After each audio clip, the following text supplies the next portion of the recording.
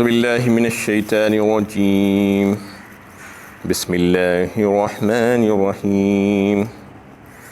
انا آمنا بربنا لیغفر لنا خطایانا وما اکرہتنا علیہ من السحر واللہ خیر وابقا۔ بلا شبہ ہم اپنے پروردگار پر ایمان لا چکے تاکہ وہ ہماری خطاؤں کو معاف کرے اور وہ گناہ بھی معاف کر دے جو تم نے زبردستی ہم سے جادو کی شکل میں کروایا ہے، اور اللہ کا دیا بہتر و باقی رہنے والا ہے۔ یہ سورہ طٰہٰ کی 73ویں آیت ہے۔ اس سے پچھلی آیت میں یہ بات آئی تھی کہ جادوگروں نے حضرت موسیٰ علیہ السلام کو معجزوں کو جب دیکھا تو فوراً ایمان لے آئے، اور ان کے ایمان کا تذکرہ ان آیتوں میں آیا تھا۔ اس آیت میں مکرر ایمان کے تعلق سے بات ہو رہی ہے کہ انہوں نے پھر سے کہا بلا شبہ ہم اپنے پروردگار پر ایمان لا چکے ہیں، اور پھر ایمان لانے کے بعد ان کی پچھلی زندگی کی جو خطائیں تھیں اس کے تعلق سے بھی بڑے فکر مند ہیں، اور اپنے رب سے، رب ذوالجلال سے معافی مانگ رہے ہیں، بخشش مانگ رہے ہیں، مغفرت مانگ رہے ہیں۔ جبکہ کوئی انسان اگر ایمان لے کر آتا ہے تو اس کے پچھلے گناہ خود بخود اللہ تعالیٰ معاف فرما دیتے ہیں اپنے فضل و کرم سے، لیکن پھر بھی اتنی ہیبت اور خوف اللہ تعالیٰ کا دل میں بیٹھ گیا ہے کہ اللہ تعالیٰ سے بخشش مانگ رہے ہیں پچھلی خطاؤں کے بارے میں۔ وما اکرہتنا علیہ من السحر، اور پھر وہ گناہ بھی معاف کر دے کہہ رہے ہیں جو فرعون سے کہ تم نے ہم سے زبردستی ہم سے جادو کی شکل میں کروایا تھا۔ یعنی فرعون جب یہ لوگوں کو بلایا اور مقابلے کے لیے تیار کرنے لگا تو اس وقت یہ لوگ پیچھے ہٹ رہے تھے، یہ بات سامنے آئی تھی۔ یہ نہیں چاہ رہے تھے کہ یہ معجزہ ہے اور یہ پیغمبر سے ہم مقابلہ نہیں کر سکتے، اللہ کے معجزے کے ساتھ جادو کا اور معجزہ کا کوئی مقابلہ نہیں ہو سکتا۔ لیکن اس نے ان جادوگروں کو یہ کہہ کر کہ ہم تمہیں جو ہے بہت سے انعامات سے نوازیں گے اور فلاں فلاں چیزیں ہم تم کو دے دیں گے، یہ کہہ کر ان کو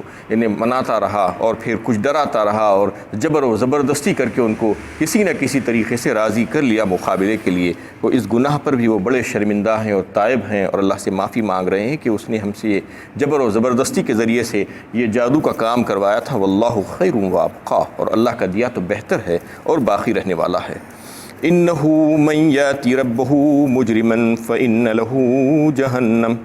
لا يموت فیہا ولا یحیا، جو کوئی اللہ تعالیٰ کے سامنے مجرم کی حیثیت سے جائے گا اس کے لیے جہنم ہے جہاں نہ وہ مرے گا اور نہ جیے گا۔ اس آیت میں یہ لوگ یہ تذکرہ کر رہے ہیں کہ اللہ تعالیٰ کے سامنے تو اس کے فرمانبردار کی حیثیت سے جانا چاہیے، ورنہ اگر جو بھی مجرم کی حیثیت سے جائے گا تو اس کی تو حالت بہت خراب ہے۔ یعنی وہ جہنم میں ڈالا جائے گا اور پھر وہاں پر اس کو موت نہیں آئے گی۔ جیسا کہ دنیا میں انسان کو کچھ تکلیف ہوتی ہے، بیماری آتی ہے یا کچھ ایسی چیزیں ہو جاتی ہیں، اس کے بعد اس کی موت واقع ہو جاتی ہے، لیکن وہاں پر موت نہیں آئے گی۔ اس کے تعلق سے کئی ایک آیتیں کلام پاک میں آپ کو ملیں گی، اور جو مجرمین ہوں گے، جو جہنمی ہوں گے، ان کی کیسی سزائیں ہوں گی اس کا تذکرہ سورہ دخان پارہ 25 میں بھی اللہ تعالیٰ نے کیا ہے۔ اِنَّ شَجَرَةَ الزَّقُومِ طعام الاثیم کہا، یعنی یہ جو ہے توہر کا درخت ہے بے شک، اور یہ تمہارا کھانا ہوگا اے گنہگارو۔ ان شجرۃ الزقوم طعام الاثیم کالمہل یغلی فی البطون کغلی الحمیم، یہ مثل تلچٹ کے ہے، یعنی اتنا گرم اور کھولتا ہوا، یعنی کھولتے ہوئے پانی کی طرح جو ہے تمہارے پیٹ کو جو ہے چیر دے گا، اور تمہاری پیٹ میں جو کچھ بھی اتڑیاں ہیں اس کو باہر نکال کر ڈال دے گا۔ یہ سورہ حج میں بھی اس کا تذکرہ آیا ہے کہ کیسی سخت سزائیں ہوں گی۔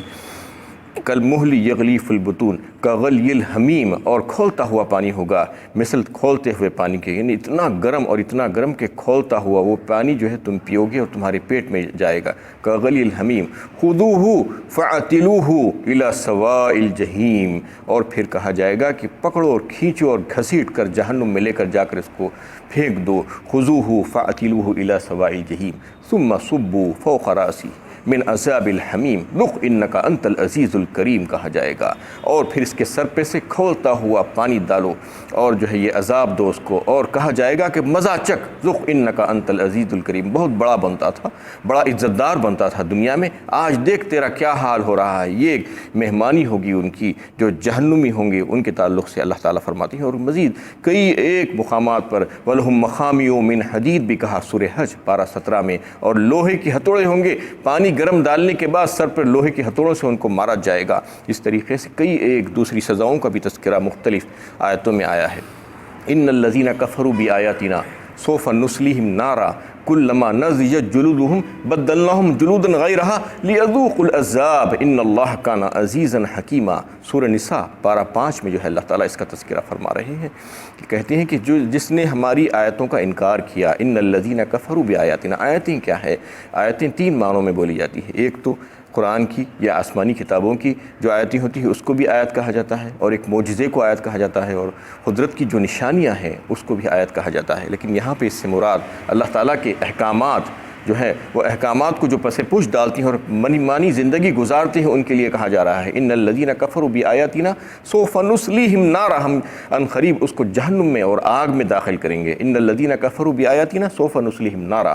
کلما نضجت جلودہم بدلناہم جلودا غیرہا لیذوقوا العذاب۔ پھر جو ہے جب ان کی کھالیں پک جائیں گی تو اس کی جگہ دوسری کھالیں ہم بدل کر لا دیں گے۔ یعنی دنیا میں کیا ہوتا ہے کہ انسان تھوڑا سا جلتا ہے تو اس کے بعد وہ مر کر ختم ہو جاتا ہے، وہ اس کو برداشت نہیں کر سکتا، تاب نہیں لا سکتا، 60-70% برن کے بعد انسان زندہ نہیں رہ سکتا۔ لیکن وہاں پر 100% برن ہوا، پوری جو ہے جالیں یعنی کھالیں جو ہے جل جائیں گی، دل تک پہنچ جائے گی آگ، اس کے باوجود بھی وہ مرے گا نہیں، اتنی تکلیف۔ اور پھر کھال جل جانے کے بعد اللہ تعالیٰ کہہ رہے ہیں کہ پھر سے دوسری کھال بدلو، یعنی اسکن کو پھر سے بدل دیا جائے گا اور پھر عذاب دیا جائے گا۔ یہ عذاب کا سلسلہ مسلسل جاری رہے گا۔ یاتیہ الموت من کل مکان وما هو بمیت، کہا اللہ تعالیٰ نے سورہ ابراہیم پارہ 13 میں، چوتھ طرف سے موت آتی ہوئی نظر آئے گی۔ اتنی سخت تکلیفیں کہ پکارے گا موت کو کہ مجھے موت دے دیجیے۔ یاتیہ الموت من کل مکان وما ہوا بمیت، لیکن موت نہیں آئے گی اس کو،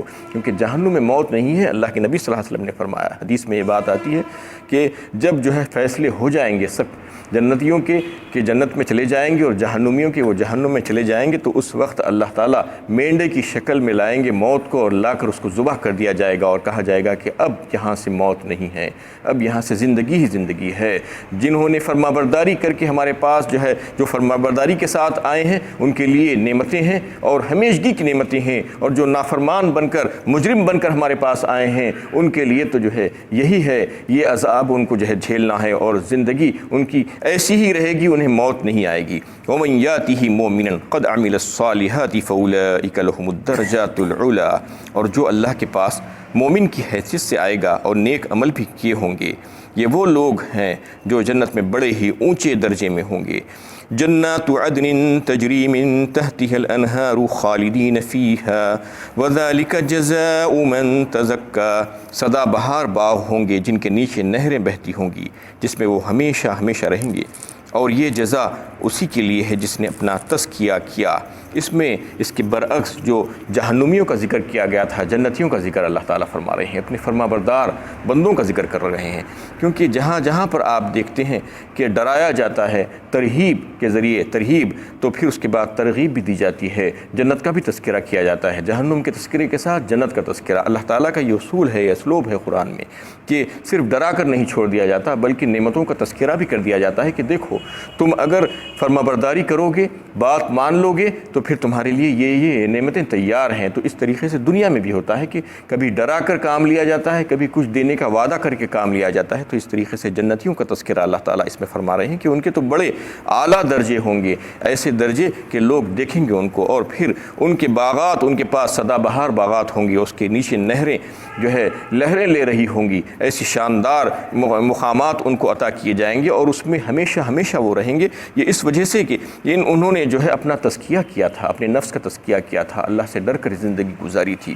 ان کے لیے بے شمار نعمتوں کا تذکرہ مختلف صورتوں میں جو ہے ملے گا۔ جنتیوں کے لیے اللہ تعالیٰ نے کیا کیا رکھا ہے؟ عالیہم ثیاب سندس خضر و استبرق وحلوا اساور من فضہ وسقاہم ربہم شرابا طہورا، سورۃ الدہر پارہ 29 میں اللہ تعالیٰ نے فرمایا کہ ان کے لباس جو ہوں گے وہ باریک اور موٹے ریشم کے ہوں گے، اور پھر انہیں کنگن پہنائے جائیں گے چاندی کے، اور پھر یعنی شراب طہور پیش کیا جائے گا رب تعالیٰ کی طرف سے۔ اور پھر سورہ حج میں بھی جو ہے اس کا تذکرہ آیا ہے کہ ان کو جو ہے سونے کے کنگن بھی پہنائے جائیں گے، وہ لولوا کہا اور وہ فضہ کہا، اور موتی کے کنگن بھی پہنائے جائیں گے۔ اس طریقے سے مختلف نعمتوں کا تذکرہ، یعنی ان کا استقبال حال ایسا کیا جائے گا کہ بالکل ایسا نہیں بلایا جائے گا، بلکہ جنت میں جانے سے پہلے ان کو تیار کیا جائے گا بہترین لباس پہنا کر، بہترین کنگن پہنا کر، اور پھر وہاں پر جا کر مختلف جو ہے اللہ تعالیٰ ان کو بے شمار نعمتوں سے نوازیں گے، کھانے پینے کی اور دیگر نعمتوں سے۔ یہ ان کی ضیافت ہوگی۔ اللہ تعالیٰ فرما رہے ہیں یہ اس وجہ سے کہ انہوں نے اپنا تزکیہ کیا تھا۔ وَلَقَدْ أَوْحَيْنَا إِلَى مُوسَىٰ أَنْ أَسْرِ بِعِبَادِي فَاضْرِبْ لَهُمْ طَرِيقًا فِي الْبَحْرِ يَبَسًا لَا تَخَافُ دَرَكًا وَلَا تَخْشَىٰ، اور ہم نے موسیٰ کو وحی کی کہ راتوں رات میرے بندوں کو لے کر شہر سے نکل جاؤ، پھر ان کے لیے دریا میں اپنا عصا مار کر خشک راستہ بنا دو، کسی کی تعاقب ہی کا اندیشہ نہ کر، نہ غرق ہونے کا، نہ خوف کھانے کا۔ فَأَتْبَعَهُمْ فِرْعَوْنُ بِجُنُودِهِ فَغَشِيَهُمْ مِنَ الْيَمِّ مَا غَشِيَهُمْ، پھر فرعون نے اپنی فوج کے ساتھ ان کا تعاقب کیا تو دریائے موجوں نے انہیں پوری طرح ڈھانک لیا، سب کے سب غرق دریا کر دیے گئے۔ اس آیت میں اللہ تعالیٰ فرما رہے ہیں کہ جب موسیٰ علیہ السلام نے فرعون کو اللہ کا پیغام پہنچایا اور یہ کہا کہ تم بنی اسرائیل کو چھوڑ دو اور اللہ کی عبادت کرو اور رب کا تعارف کرایا، یہ تمام باتیں سمجھانے کے باوجود فرعون کو بات سمجھ میں نہیں آئی اور ایمان نہیں لایا، اور پھر معجزے کو دیکھا، اس کے باوجود اس کو بات سمجھ میں نہیں آئی اور ایمان نہیں لایا، اور نہ ہی بنی اسرائیل کو رہا کیا۔ پھر اللہ تعالیٰ کا حکم آیا موسیٰ علیہ السلام کے لیے کہ اب جو ہے تم اپنے میرے بندوں کو لے کر اس شہر سے نکل جاؤ، اب یہاں پر رہنا بیکار ہے، کیونکہ جو کام کرنا تھا وہ کر چکے، اس کو جو پیغام پہنچانا تھا وہ پہنچا دیا گیا، اب میرے بندوں کو راتوں رات لے کر نکل جانا۔ فَاضْرِبْ لَهُمْ طَرِيقًا فِي الْبَحْرِ يَبَسًا، اور پھر کہا کہ سامنے دریائے قلزم تھا اور پیچھے فرعون کی فوج آئے گی، یہ پتہ تھا کہ وہ جو ہے ایسے ہی نہیں چھوڑے گا، وہ تو تعاقب کرے گا، وہ جو ہے تمہیں ڈرنے کی ضرورت نہیں ہے، جو دریا کا جو سامنے کا جو راستہ ہے وہ جو تم یہ سمجھ رہے ہو کہ روک دیا گیا ہے، بالکل بھی نہیں، بلکہ تم اپنا عصا مارو، جیسے ہی عصا مارو گے اس میں جو ہے تمہارے لیے خشک راستے بن جائیں گے، اور ایسا ہی کر دیا گیا اللہ تعالیٰ کی طرف سے اپنے فضل و کرم سے، کہ وہ جو تھے ان کی تعداد بتائی جاتی ہے کہ تقریباً 6 لاکھ لوگ تھے بنی اسرائیل کے، جن کو لے کر موسیٰ علیہ السلام نکل رہے تھے، کیونکہ اس سے پہلے مصر میں جب یوسف علیہ السلام آ کر آباد ہوئے تھے اپنے اہل و عیال کے ساتھ، تو ان کے خاندان کے 12 لوگ تھے، 12 بھائی تھے، 12 بھائیوں کے 12 قبیلے بنے، اور اس سے ہزاروں اور لاکھوں کی تعداد میں لوگ بڑھتے گئے، اور تقریباً 6 لاکھ کے اوپر لوگ جمع ہو گئے تھے ان میں۔ اور پھر جو لشکر پیچھے فرعون کا آ رہا تھا اس کے تعلق سے بتایا جاتا ہے کہ 7 لاکھ لوگوں پر مشتمل لشکر تھا، اور 70,000 سیاہ گھوڑے اس میں تھے، وہ ان کا مقابلہ کرنے کے لیے پیچھے سے ان کو پکڑنے کے لیے آ رہا تھا۔ تو یہ عالم ہوا، یعنی انا لمدرکون کہا انہیں، یعنی موسیٰ علیہ السلام کو کہ ہم تو اب پکڑے گئے، اب کون بچائے گا ہمیں؟ بنی اسرائیل گھبرا گئے۔ قال کلا ان معی ربی سیہدین کہا، موسیٰ علیہ السلام کا توکل دیکھیے، کہہ رہے ہیں کہ نہیں میرا رب مجھے راستہ بتائے گا، بالکل بھی نہیں، ایسا نہیں ہو سکتا کہ مجھے جو ہے دریا میں غرق کر دیا جائے گا یا تمہیں دریا میں غرق کر دیا جائے گا، ایسا نہیں ہوگا، بلکہ میرا رب میرے لیے راستہ کھولے گا۔ اور جیسے ہی لکڑی کو اللہ کے حکم سے انہوں نے پانی پر مارا خشک، تو ایسے خشک راستے بن گئے، 12 راستے بن گئے، اور 12 لوگوں نے کل فرقن کالطود العظیم کہا اللہ تعالیٰ نے، یعنی ایسے کہ جو ہے بالکل پہاڑوں جیسے راستے، پانی کی دیواریں بن گئی ایک ایک راستے میں، اور پانی کی دیواریں بن کر خشک راستہ بنا دیا گیا ایک ایک قبیلے کے لیے۔ تو اس طریقے سے اللہ تعالیٰ نے انتظام فرما دیا، اور کہہ رہے ہیں کہ تمہیں ڈرنے کی ضرورت نہیں ہے، نہ تم غرق ہوگے اور نہ ہی تمہیں یہ خوف ہونا چاہیے کہ پیچھے سے وہ آ کر تمہیں پکڑ لیں گے۔ اور وہ فوج جو فرعون کی آ رہی تھی ان کے تعاقب میں وہ آئی، وہ بھی جو ہے موسیٰ علیہ السلام کے پیچھے آنے لگی، تو جیسے ہی وہ لوگ دریا میں اترے اللہ تعالیٰ نے ان کو غرق کر دیا، اور پانی کو پھر سے حکم دے دیا کہ مل جاؤ۔ فغشیہم من الیم ما غشیہم وأضل فرعون قومہ وما ہدی، فرعون نے تو اپنی قوم کو گمراہی میں ڈال دیا تھا، ان کی صحیح رہنمائی نہ کی تھی۔ اس آیت میں اللہ تعالیٰ نے فرما دیا کہ یہ فرعون ہی تھا جو ضلالت اور گمراہی پر اڑا ہوا تھا، اور وہ نہ صرف گمراہ ہوا بلکہ سب کو گمراہ کر دیا اور اپنی قوم کو غرق کر دیا۔ اسی وجہ سے اللہ تعالیٰ فرما رہے ہیں کہ دیکھو تم نے پیغمبر کی بات مان لیتے اگر تو تمہارا فائدہ ہوتا، بہتری ہوتی۔ جس نے پیغمبر کا ساتھ دیا اس کو اللہ تعالیٰ نے بچایا، اور جس نے پیغمبر کا انکار کیا، ان کی نبوت کا انکار کیا، ان کے معجزے کو دیکھنے کے بعد بھی بات سمجھ نہیں رہے تھے، ان کو اللہ تعالیٰ نے غرق درگیا کر دیا۔ وآخر دعوانا ان الحمد للہ رب العالمین۔